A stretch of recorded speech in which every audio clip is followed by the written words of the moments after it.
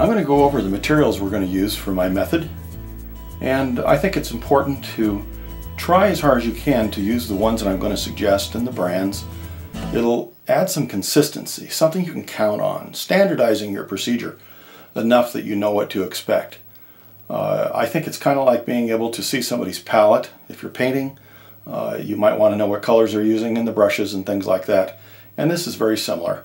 And often people have been questioning, what I'm using and had absolutely no idea, even though they were trying to figure it out based on what they'd used before. So we're going to go over the paper, the pencils, the brush I use, the different types of erasers, the kneaded, dry eraser pad, and even an electric eraser.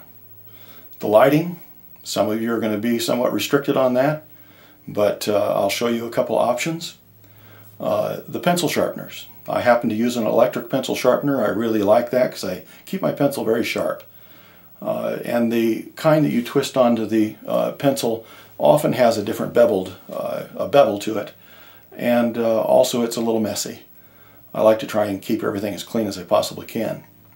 The table surface that you work on, some of you are going to be a kitchen table artist, and I understand that, but there's a number of ways we can deal with that. It's nice to be able to have a slanted art table, and I even have something that I will show you that's even more ideal, but it's very difficult to find. A straight edge, I would prefer to have something that's an acrylic that you can see through. A divider. A divider is often confused with a compass. This is not a compass. This is a divider. It's just for comparative measurements.